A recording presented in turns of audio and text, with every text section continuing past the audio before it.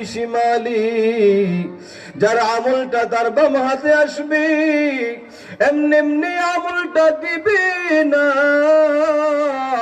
ফেরেশতারা বলবে, আল্লাহ ওর আমল নামাটা কেমনে দিব বলো। আপনার এই বান্দাকে আপনি জাহান্নামের আসামি বানায়েন না। যেই পা দিয়ে মসজিদে হেঁটে যায়, যেই পা দিয়ে মাহফিলের ময়দানে জান্নাতের বাগানে হেঁটে যায়, যেই পা দিয়ে মাদ্রাসায় হেঁটে যায়, ওই মানুষটাকে, এই পাওয়ালা মানুষটাকে আপনি জাহান্নামের আসামি বানায়েন না। আল্লাহু আকবার বলেন। আর যাদের বিরুদ্ধে সাক্ষী দায়ের করবে, যারা ওই গানের প্যান্ডেলে গিয়েছে, মসজিদে যায় নাই, মাদ্রাসায় যায় নাই, উলামায়ে কেরামের কাছে সম্পর্ক করার জন্য যায় নাই, কখনো ভালো কাজের মধ্যে যায় নাই, এই পা তাদের বিরুদ্ধে সাক্ষী দায়ের করে জাহান্নামের ভিতরে ঢুকায়া দিবে। কি হবে চিন্তা করেন। আমার বিরুদ্ধে, আপনার বিরুদ্ধে যদি আমার পা, আমার হাত আমার আল্লাহর কাছে বলে দেয়, ওই দিনকে কোনো উপায় থাকবে না। ঠিক কিনা জোরে বলেন। হে মুসলমান,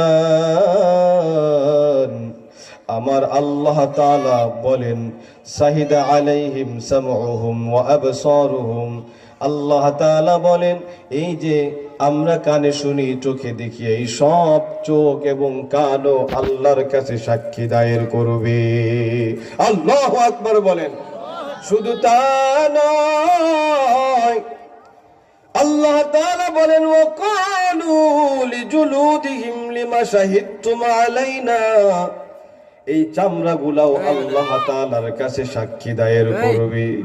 এই চামড়া আল্লাহর কাছে বলবে, আল্লাহ আপনি চামড়া দিয়েছিলেন, এই চামড়াগুলাতে ভালো ব্যবহার করে নাই, খালি সাবান, লোশন আর সোনো মাখছে, কখনো ভালো কাজে এই চামড়াকে ব্যবহার করে নাই।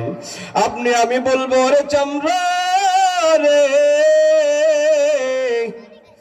আজকে আমার সময় আমার পক্ষে কেউ নাই, কেউ নাই, আমার বিপক্ষে সবাই চলে গেল, হাত গেল, পা গেল, আত্মীয় স্বজন আপনজন সবাই গেল। ও চামড়া, তুই আমার বিরুদ্ধে আজকে সাক্ষী দিলি, কারণটা কি বল? ওই দিনকে ও চামড়া আমাদের কথার উত্তর দিবে যে আল্লাহ তাআলা তোমাকে কথা বলার অনুমতি দিয়েছে। ক্বালু আনতাকানাল্লাহুল্লাযী আনতাকা কুল্লা শাই। ওই চামড়া, ওই আল্লাহ তাআলা